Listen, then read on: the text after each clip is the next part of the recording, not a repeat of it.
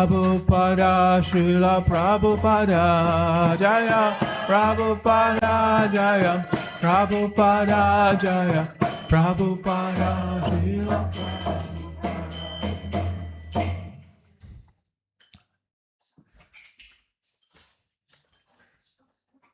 Mr. Pada Paramhamsa Parivraja Shishimat Srila A.C. Bhaktivedanta Swami Prabhupada ki jai, Ananta Koti Vaishnavrinda ki jai, Premshtako Shri Krishna Chaitanya, Prabhu Nityananda, Shri Advaita Gadadhar Shivasati Gaur Bhaktivinoda ki jai, Jai Shri Radha Krishna Gopi Gopinath, Shyama Kunda Radha Kunda Giri Govardhana ki jai, Vrindavana Madhura Dham ki jai, Navadvip Mayapur Dham ki jai, Jagannath Puri Dham ki jai, Jai Nitai Go Premanande Hari Hari Bol.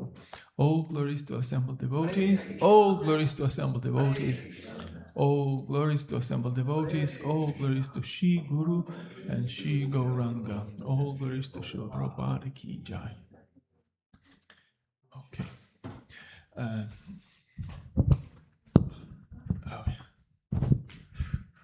Just wanted to say thank you so much for coming over. I'm going to read a verse just in a second. I'm going to get a little bit out of the distraction so that you're not distracted by the incarnations of Kamadev.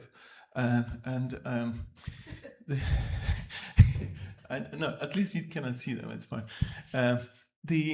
It's just a trick to get your attention to the verse. And the verse is really, really important.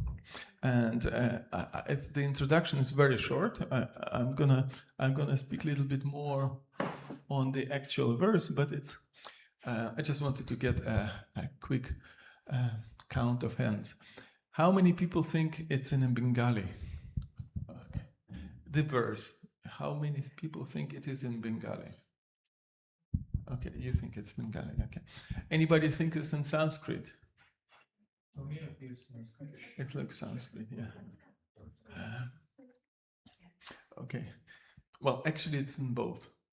It's a mixture of two languages, obviously. And that's what we'll just discuss. And it's kind of just a topic of trying to get a little bit more interactive on this issue.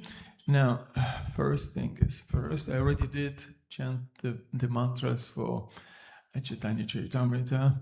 So we can just go ahead and read the verse itself. Okay. Krishna Vancha Putri Rupa Kare Ārādhana. Krishna Vancha Putri Rupa Kare Ārādhana. Again. Krishna Vancha Putri Rupa Kare Ārādhana. Krishna Vancha Putri Rupa Kare Ārādhana. Atayeva Radhikā Nama Purane Vakhana. Atayeva Radhikā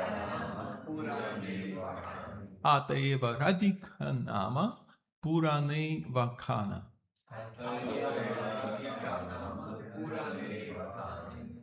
Anybody else wants to?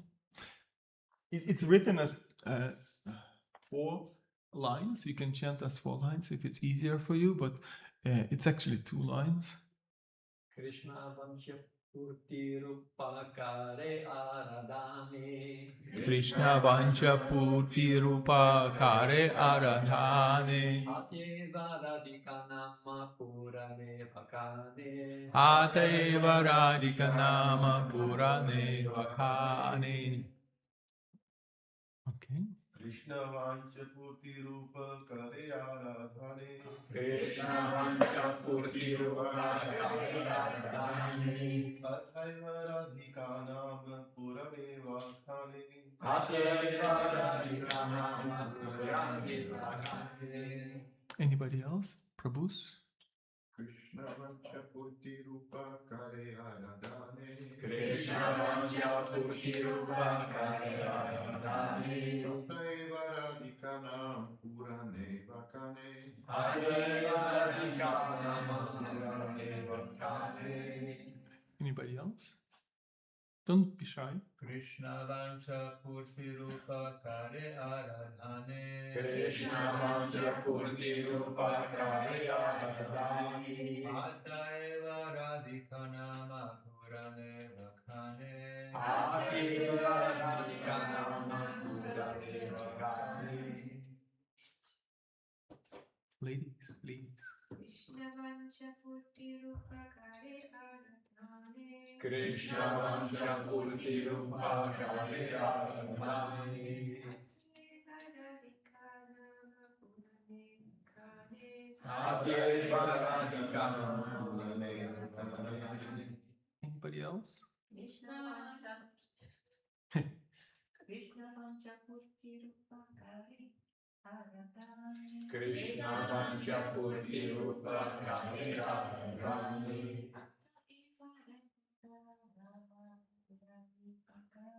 Atyeva Radhikā Krishna Vancha Purti Rupakare Āradhāne. Krishna Vancha Purti Rupakare Āradhāni. Atyeva Radhikā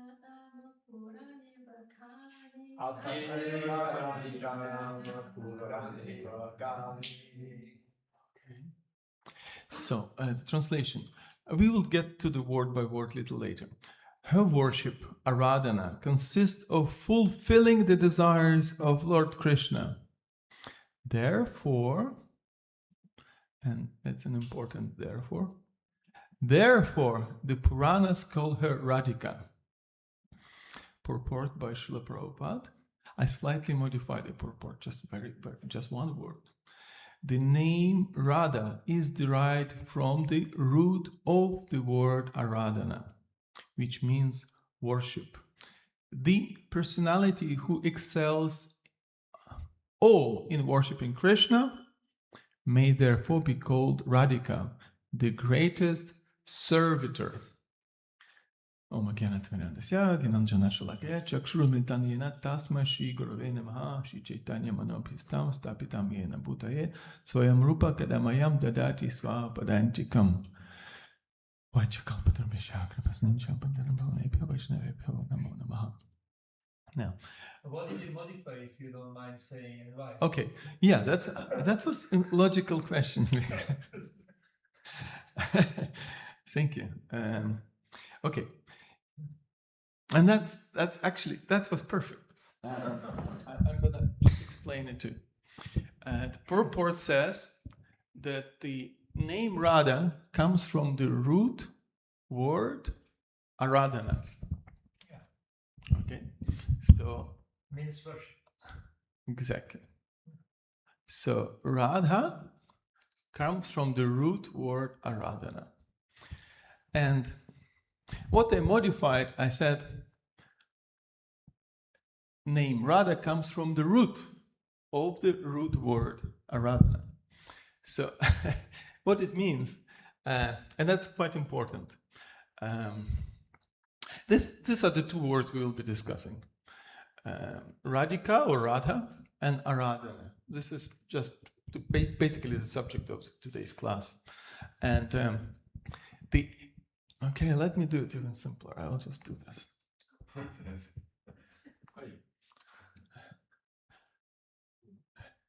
Just two words, not the whole verse. So these two words are there, and according to Panini and Jiva Goswami, and I'll get to this a little longer, it's actually the root Rādh that is the root.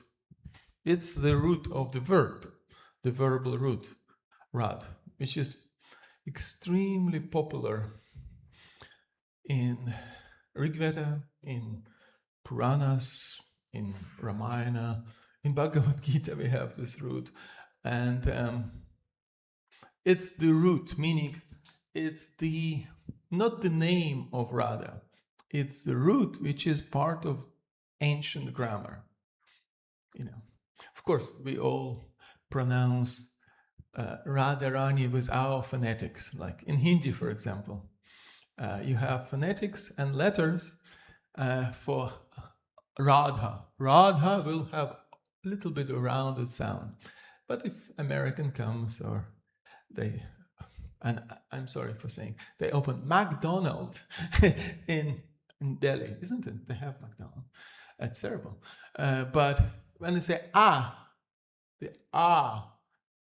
you can, in Hindi, you can represent it with this word long A.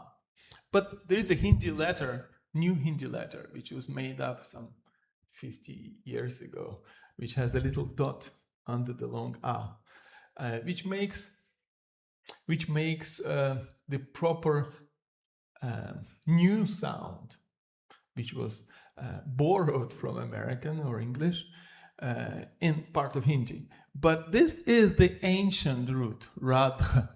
This is like the most ancient root in Sanskrit language.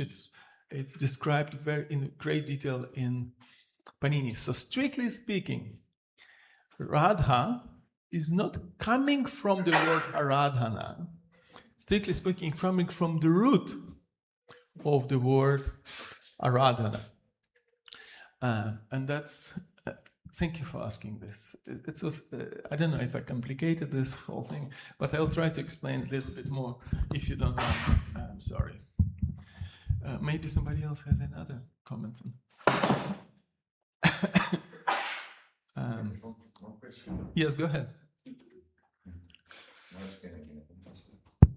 So you said this Radh is also there in Bhagavad Gita? Yes, So- it's twice in Bhagavad Gita describes ārādhana or worship in different contexts. And that is quite, I think it's important that Bhagavad Gita does that, because it's actually, in both cases, nothing to do with Śrīmatī Rādhārāṇī. If you have the references, I would be interested. Yeah, sure.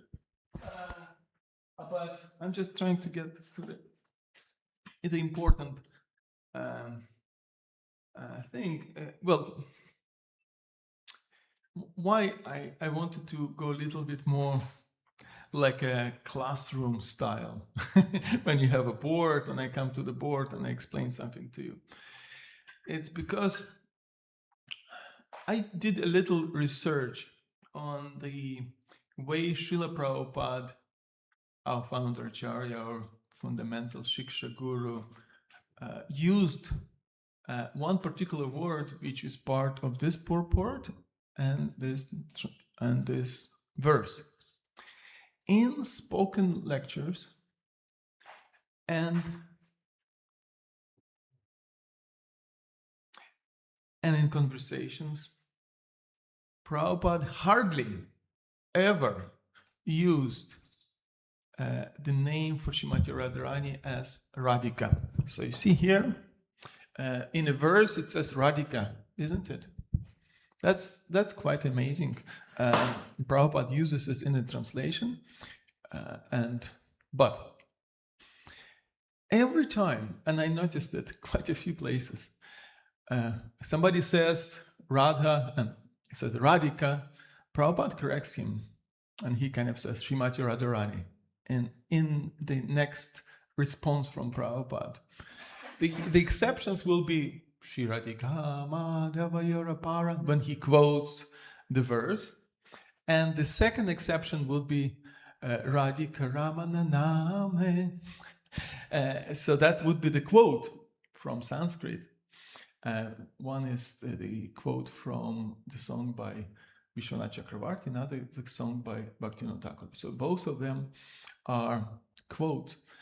There's one exception, one place Prabhupada actually used the term Radhika. And before I give you this, I just wanted to give you a little explanation, because in the root, Radh is the root, and Ika is the ending or a suffix. So Ika makes it extremely intimate or very close. You could say it's rasika, you could say it's confidential, you could call it an ending that makes it very intimate, like Chandra and Chandrika. It's a simple example. So Chandrika is a very it's still masculine actually, but it is very, very close. It's confidential and not for everybody. Same with Gopi or Gopika. So there will be, please come in. Thank you so much for coming. And the reason why I'm bringing it up, because Radha, or specifically Radharani, is extremely, extremely respectful. It's full of veneration. It's full of the sense of being worshipped by us. It is the object of worship. Now, interestingly enough, in one place, and that will be I will read you this conversation. In one place, Prabhupada will use the word Radhikā. The only one place that I found, and I believe it is because it's the latest version of Vedabesh, it's actually the only one place where he uses this expression. Normally, when Narayana would ask Prabhupada, so what is the proper relationship of a devotee to Radha? And he says, Radhikā. And Prabhupada corrects him. He says, Radharani is Daivimai. Just like we are in our material conditioned souls, we're under the material energy. Similarly, in our liberated state, we become under this spiritual energy. The spiritual energy is Radharani. So that's his answer. One place, he actually gives the name Radhikā. And it's actually not part of any confidential talk, which is about some specific verse in a Shastra. It's not about explanation of Acharya's commentaries. It's a very practical instruction to one of his disciples in India. He says, Radhika with her friends, they are cooking. And they cook so nicely that Paramananda Krishna Korine Bhajana, meaning Krishna enjoys it. With great pleasure, Krishna is eating. And that we are to distribute. And he says in a very blank terms, not dog food, not dog food. You do not know what is the purpose of this mission. Don't do it. Here is a good chance. Don't spoil it. Produce huge, make profit. You spend for Krishna. Train devotees how to cook. All women. That's what Prabhupada, it's a practical example of how Prabhupada encouraged devotees to come to the kitchen. In fact, if somebody thinks that it's Krishna kitchen downstairs, and we cook in a Krishna's kitchen, you could be a little bit corrected. It's actually Radharani's kitchen. So it's the process that Srila Prabhupada engaged us. Like, you're here first time, isn't it, Mimi? But you're already in the Radharani's kitchen, isn't it? And isn't it nice? It's amazing. So you engage in the service together with Radhikā and the friends. It's the only example that Prabhupada gave about this. In fact, our Sampradaya is surprisingly welcoming. And that's a shock, actually, from some devotees. Like, you could be, you're from Nepal, right? And I don't know what is your Sampradaya upbringing, but you maybe you're Brahmin family. So you would be connected to specific tradition. And there are many Vaishnava traditions in India, specifically 4 main Sampradayas. And out of 4 main Sampradayas, only one Sampradaya actually recognizes Radhadasyam, or the service to Śrīmatī Rādhārāṇī. And but okay, I wanted to make it a little bit more interactive. maybe I shouldn't, but I'm thinking, okay, I will tell you the story. It's a story I have to stand up because I'm afraid I will not give it justice. So the story happened here in Radhadesh just about a week ago. A representative of our Sampradaya, supposedly, came to a place where ladies and Matajis and Prabhus distribute prasadam. So he came to, okay, to your wife, to your good wife, Govinda Mahini Mataji. And she was distributing prasadam. She cooks prasadam, she organizes the cooking of prasadam, and she distributes prasadam from Radharani's kitchen. So this, maybe he's from Albania, I don't know where he's from, but he wasn't here before. So he came, and he came with his plate, and he said one thing which, actually, when I heard it, it shocked me. I don't know if you will be shocked, but it really shocked me. He said, you cannot serve me because I am a Brahmin. Very short shikha, but I am a Brahmin, so you cannot serve me. And how to respond to this? It's just like, okay, Govinda Mahini went on and saying, yeah, well, we're in Prabhupada's movement. Prabhupada didn't say that, so we are following Srila Prabhupada here. And he would just like, and somebody told him this. Yeah? Somebody actually preached to him and said, you're Brahmin, so you cannot get served by a woman. And so he goes and served by women, by Mataji. Yeah. So he said, yeah. It's not a social question, actually. That's a philosophical question I'm bringing up, because she was a little bit upset. I would be very upset. She was very upset. She kept talking about it's unbelievably unfair. When you put your life on the line, you try to serve devotees. You don't distinguish men or women. You completely see everybody as a soul. And somebody comes to you and say, "Oh, you cannot serve me." It's extremely offensive, actually.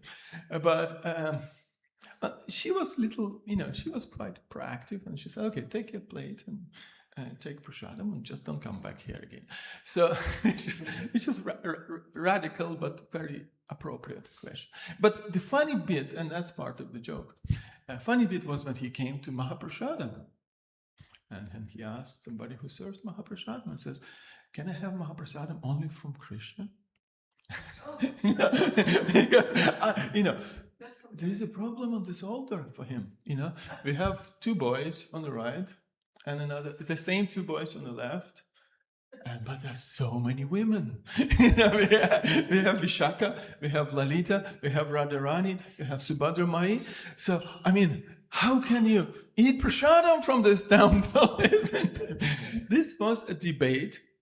And that was one of the points of the debate, and the reason for completion of our tradition commentary on Vedanta Sutra. It's a serious work. So Vedanta Sutra was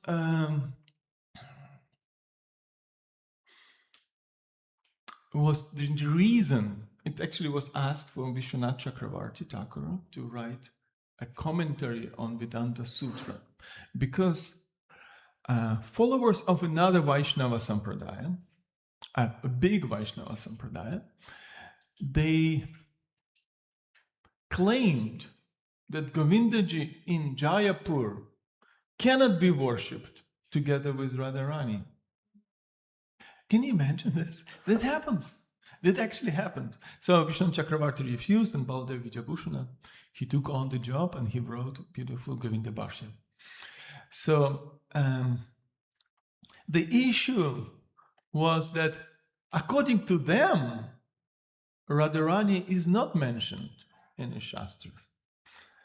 And the whole idea was to give authoritative basis to our Sampradaya. Because just saying that we are Madhva Sampradaya doesn't really help in this case. He was actually from Madhva Sampradaya, Baldev Vijabhushana. But it's just saying we are from Madhva Sampradaya doesn't help, because you don't find Radharani's worship in the official temples of Madhva Sampradaya. In fact, they're not even initiating anybody in any mantra, such as Hare Krishna mantra or the mantra which we got initiated into. So there was a need for this. There was a need for philosophical backing of this. So even though Prabhupada was extremely reserved about, intimate calling Śrīmatī Rādhārāṇī as Radhikā, he was reserved. There is no doubt about it. But it's not against, he didn't go against our tradition. He just added the grandeur, added the extremely opulent worship. This is actually something that Srila Prabhupada personally instilled in ISKCON. If you go in other traditions, even very close to us traditions, you will see that the worship of Radharani and Krishna, or Radha Krishna, is not as opulent, as royal as Prabhupada would do. It's just absolutely true. You can't go and just look. It's a very different mood. So Prabhupada wanted to have that royal, regal appreciation of Śrīmatī Rādhārāṇī, and that is a route. I just wanted to get you a little bit more on that. So the ending Rādhikā, Ika, if you omit it, you can add Rani. So Rani, you know what means Rani? I'm sorry. Queen, yes. So she is the queen. It's actually a very respectful. And he hardly ever misses the Śrīmatī. So Śrīmatī is another honorific. So there are two honorifics on two sides. When you put honorifics on both sides, it's extremely respectful. If you say Chaitanya-ji, it's like not very respectful. If I say, Prabhuji. In contemporary Hindi, Prabhuji is not very respectful. It's actually can be little diminished respect. It's still honorific, ji, but it's not so respectful. But if you say Shriman Prabhuji, then you put on both sides honorifics. It's extremely respectful, even in modern Hindi, isn't it? So, why I wanted to get this and where I wanted to go is that because these two words share common root, Radh, Radharani and Radhane. So that is what I wanted to just maybe I have another 15 minutes. I'll try to explain this. Yes, please go ahead. I heard that the name Radharani is only mentioned once in Śrīmad Bhagavatam, right? Okay, that's a good one. Yeah. And what is your where do you think the name Śrīmatī Rādhārāṇī is mentioned in Śrīmad? I don't know the verse, but I heard that Sukadeva Goswami, he was a very intimate associate of Radharani. Yeah. So, and by speaking out her name, he was fearful that he gets so much in ecstasy that he could not anymore speak Śrīmad Bhagavatam to King Pariksit. Okay. But I don't know the verse, but I heard. Okay, well, let's go there. That's fantastic. Yeah, because we don't have much time. So it's an important point. Important point to understand that in Bhagavad Gita, strictly speaking, Radharani is not there. Name Radha is also not found in Bhagavad Gita. And just to correct you, Radha or Radharani is not mentioned by name in Śrīmad Bhagavatam. But there is an interesting, and there is a good explanation for that. I'm not sure if I have time for this, but in the 30th chapter of Śrīmad Bhagavatam, the 10th canto, during the rasa dance, in the most sublime time of the rasa dance, there is a mention of ārādhita, of the one who surely worshipped Krishna the best. And that is the 28th shloka. Now, what it means is that, well, in the context of rasa dance, I don't know if I can speak about rasa dance now, but the whole point was to make it a little bit more scholastic, less esoteric, because you have completely new people. But if you advance in Krishna consciousness, if you come to the platform of transcendence, if you understand that around Krishna there is no matter surrounds Krishna, none of the Shaktis of Krishna who surround him are material in any way. There is no matter, it's all eternal. And with this internality, you have personification of Hladini Shakti. In Srimad Bhagavatam, indirectly called Aradhita. And then, so this root Radh is present there. And what happens with when the so I answered the question. What happens when the root Rādh is so when you add something in beginning of that root, so Radha, and then when you add something in the beginning, you can add right? So that's not the meaning here. So you have to distinguish two prefixes or two additional words, letters in the beginning. When you add it becomes the opposite in Sanskrit. Same as probably in English or French, isn't it? Something when you say dharma, it doesn't mean it's a better dharma. It means it's complete irreligion. So when you add in the beginning, it's a negation. But not always. Not always, okay. But in this case, it's a completely different prefix. It's a long It's in this case, it actually increases or fructifies the process of Radh. Radh means worship, and arad is one who achieved perfection, aradha. Aradha nam aradhyati. These are the words which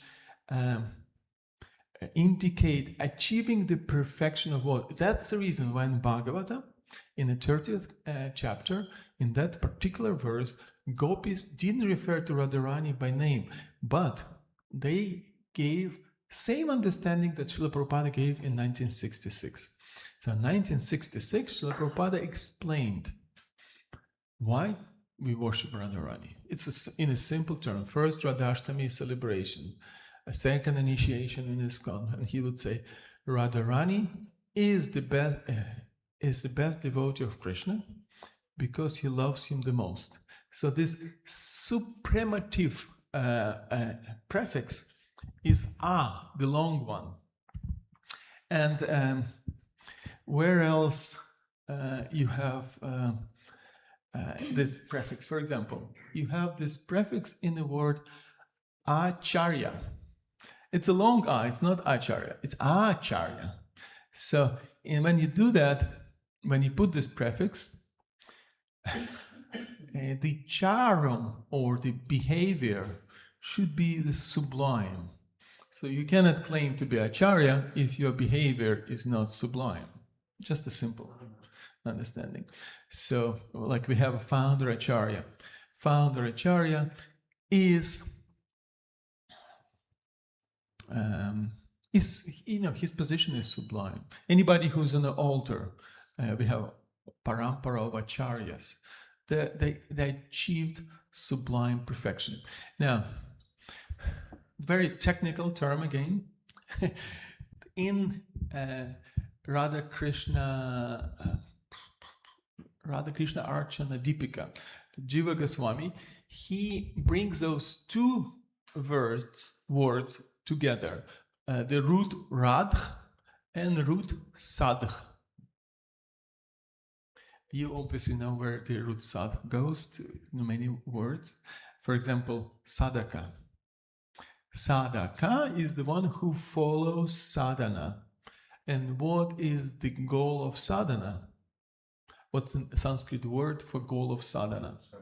Sadhya. So sadhya is the goal of sadhana. We are sadhakas. We didn't achieve perfection. But if we do, then it will be some we will achieve some siddhati, the perfection.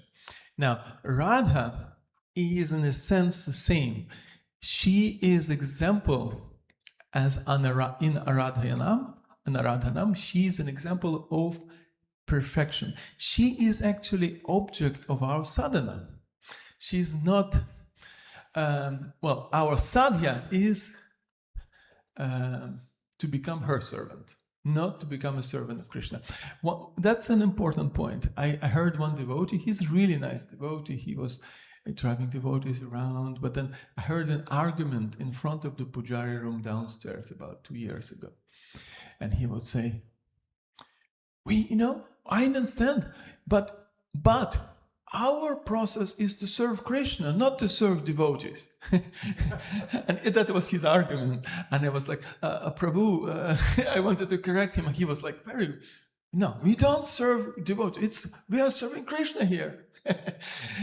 But the process looks like we are serving Krishna. It does look like it. And our ultimate goal is to please Krishna, of course. But we're doing it by the process of serving devotees of Krishna. Specifically, servants of the servants of Krishna.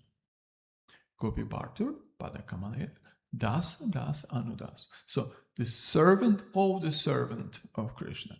Now, when you look at the altar, who is, looking at the central altar, who is the servant of Krishna? Who is the best servant of Krishna? Śrīmatī Rādhārāṇī. And we are serving the servants of the servant of Krishna. This is our process. I'm trying to present it as non-esoteric. And the reason for that is because Prabhupada was very, very sober and very, you could say, silent. The recordings are there of his parikrams. He would go to different holy places in Vrindavan. He would go to Radhakund,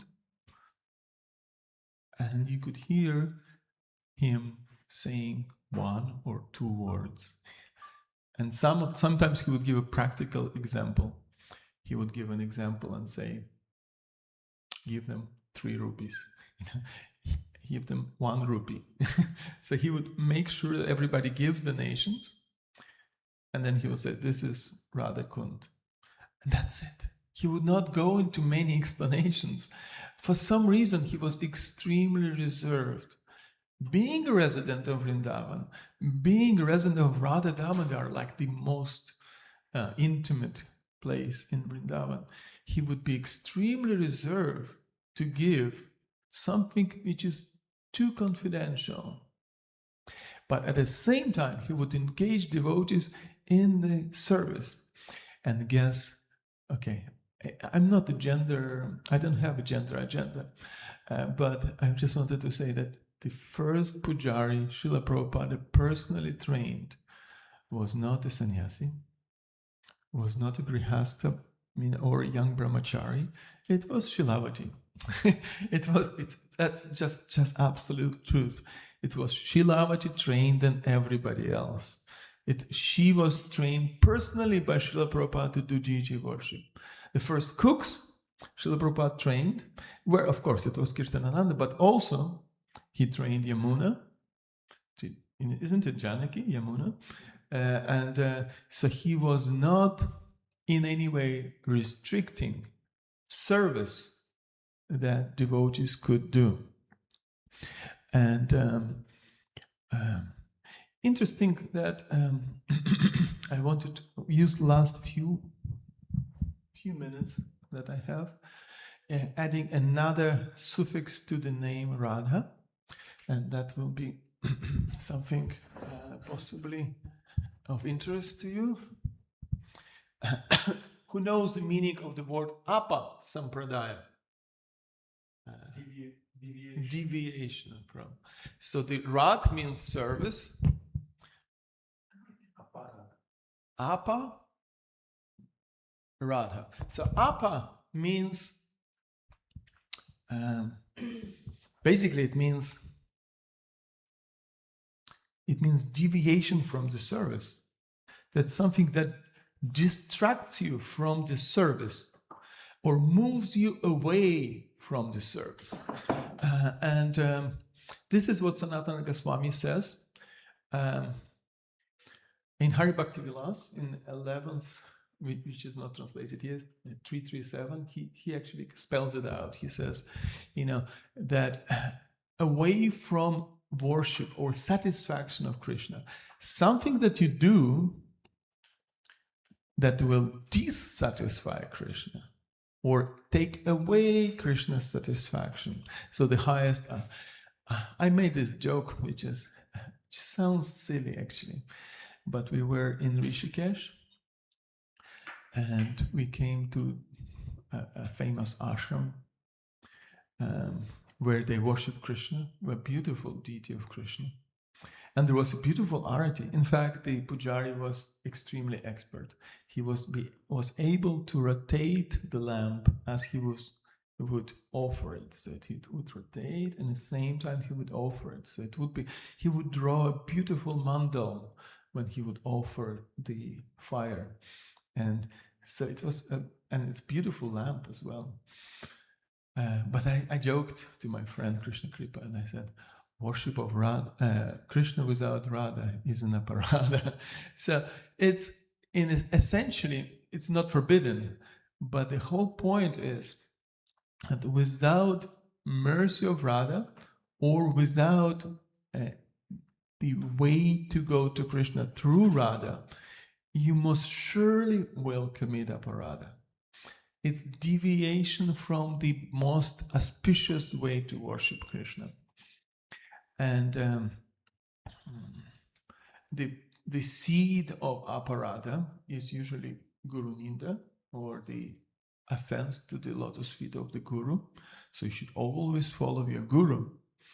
And that is quite important thing, because, and I will break for the questions now.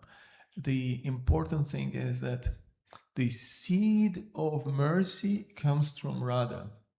And Prabhupada Saraswati very clearly states it.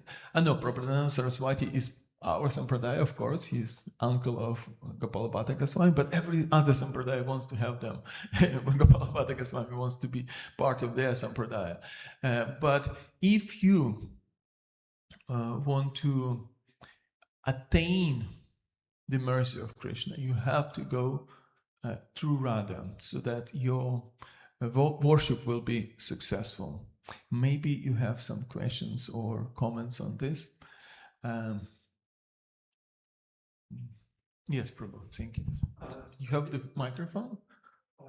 It's here. Yes. Turn it on. Hare Krishna. So this is a commentary in relation to Christianity, if you allow me. Oh, Christianity, fantastic, yes. Because Prabhupada said somewhere that Mother Mary, she is the energy of Radharani. And now is it like that the Catholics, they worship Mary also together with Lord Jesus Christ. Yes. And the Protestants, they have rejected that. They don't have any worship of... not real good Christians, yeah. So you have some commentary on that? Because here we see that they reject The female part. Okay. I have a commentary on rejecting female counterpart. I think all major religions, except ours, have that problem. I think it's the only place in the whole pantheon of different religions that put on the right side of Krishna and on the left side of Krishna, the most important Shaktis, Radha and Anuradha. So these are the most amazing religion, which is not even religion. It's eternal duty of the soul. It's eternal path. It's not a religious congregation. It's the eternal Saddharma. It's eternal truth manifested in our Sangha. So we don't really even belong to the list. Well, of course, we want to get registered in Brussels as an official religion, which is also important. But essentially, it's a completely different level. Yeah. Yes. Maybe you have maybe some questions or comment. This has been great. I learned a lot. And I know someone named Radhikā. Oh, really? It's like, oh, All right. yeah. It's given me a starting place. I thank you very much. Thank you very much. Yes. Yes, Madam. So where's we don't worship Krishna through unless we worship Śrīmatī Rādhārāṇī. So where is the spiritual master situated? Okay. Spiritual master is always situated at the lotus feet of Radha and Krishna, and that is. I don't know why there is no sound. I'm sorry. I switched on. It's probably better. No, it's on and off. So, yeah, spiritual master is eternally situated at the lotus feet of Śrīmatī Rādhārāṇī and Krishna. And We have a prayer like this when we worship the Ah. deities. sorry. When we worship the deities, Yes. Say it. first yes, prayer, we worship first the spiritual master. of course. We don't worship the deities. Directly. He worships, we serve him. And Yeah, he's well, situated at the lotus feet of Śrīmatī Rādhārāṇī. Yes. Yeah. To give a little more, less esoteric explanation, I have a practical explanation. And it's when you go to the world of transcendence, the spirit, and you get a darshan of the Lord, He will be there with Śrīmatī Rādhārāṇī. Any service you get, and that's really the important bit, not just be idle there looking at the Lord, but what is your service? Any service you get, you'll get through Śrīmatī Rādhārāṇī, or through her agent Śrīmati Lalita Devi, or through the agent of Śrīmati Lalita Devi, Shri Rupa Manjari. And then you may get a service that completely satisfies yourself. Yayatma suprasidati. The suprasidati is the meaning of the root word, according to Panini, of the root Radha, suprasidati. She is not only giving satisfaction to the Lord, she's also gives satisfaction to those who serve the Lord, and she is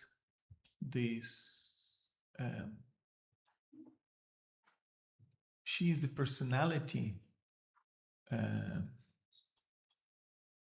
that Krishna even worships. That's a confidential part. So Krishna worships the lotus feet of Śrīmatī Rādhārāṇī, and he also worships Srila Prabhupada as well. Krishna is. That's what you were trying to. You were giving this sense that Krishna is running after his devotee. He makes himself almost a servant of his devotees, because if you are a follower of Śrīmatī Rādhārāṇī, then Krishna is bound by her love to do what you say you will do. So say you want to build a temple in Brussels, in the middle of Brussels, so you have no power to do that, you have no funds, you don't have any people, but if Śrīmatī Rādhārāṇī blesses it, then it's going to happen. I think that's the microphone that you hold.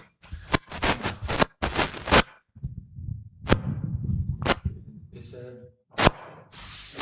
working on his microphone. Oh, I see. Thank you. Yeah. Gauranga.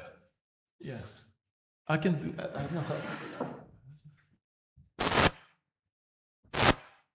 That's it. I think he's changed. That's all. He's changing. Yes.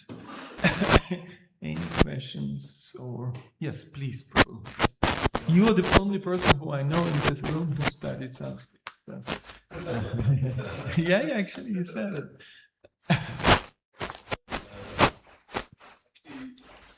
Every day we are seeing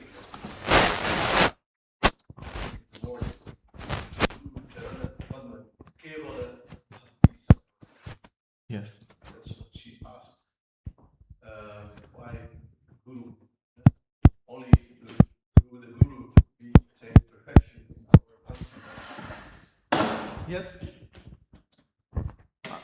Yes. And this word Kevala is actually Kevala means only. only. There's Yes. no other way actually to There is no other way. attain perfection in Exactly. bhakti. Only through Guru. Exactly. And there are many Gurus. There are Diksha Guru, the Mantra Guru, Shiksha Guru, those who give you instructions. One can have one Diksha Guru, but many Shiksha Gurus. And Śrīmatī Rādhārāṇī is the Guru of the nectarian mellows of devotional service. So, yes, absolutely, yes, only through the mercy of Guru. And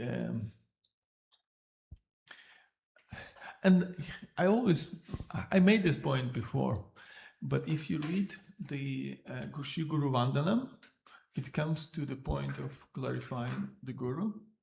But the next verse, which is not part of what we are singing, but just the next one after that, because it's part of a longer poem, it's a beginning of it, but the next one is to glorify the Vaishnavas. So the Vaishnavas are the extension of that energy.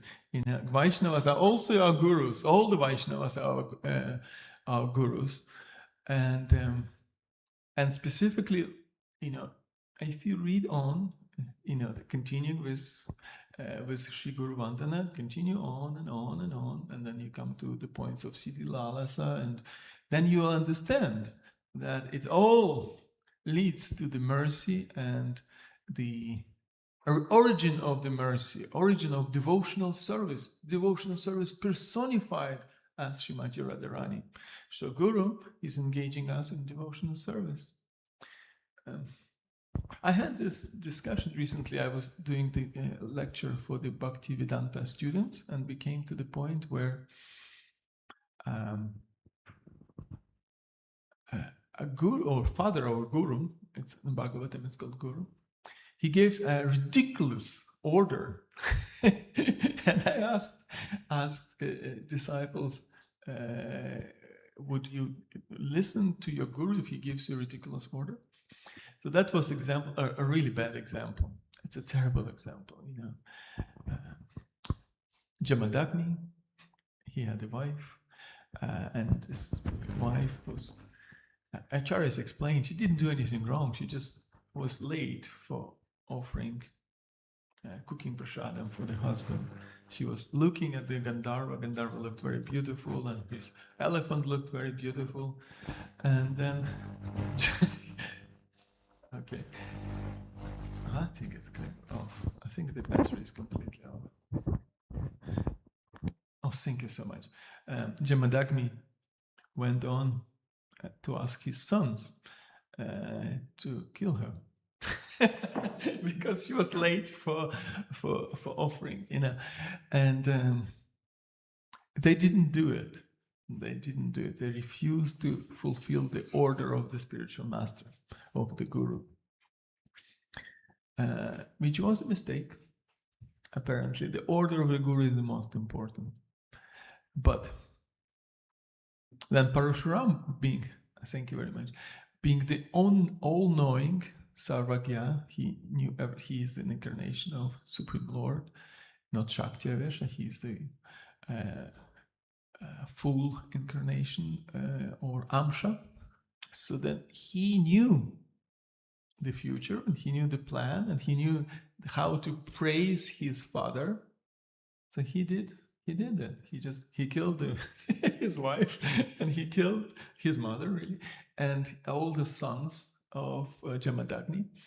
So the question came to the point of, would you do this if your guru tells you to do something like that?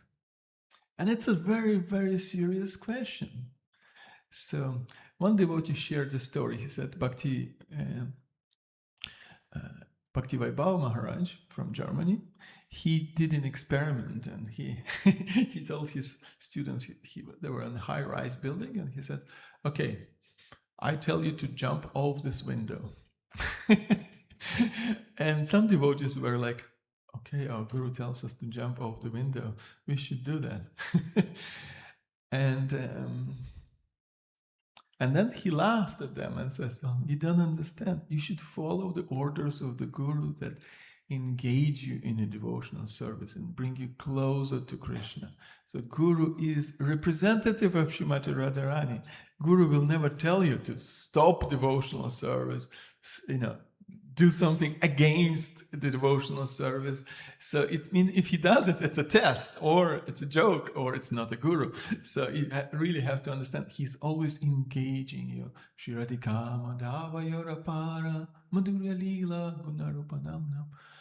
All the time, this is the role of the spiritual master. I don't know if I answered your question, but I tried. I think that's the time. It's 9 o'clock. I had so much Sanskrit material, like Bhagavad Gita in 722 would be the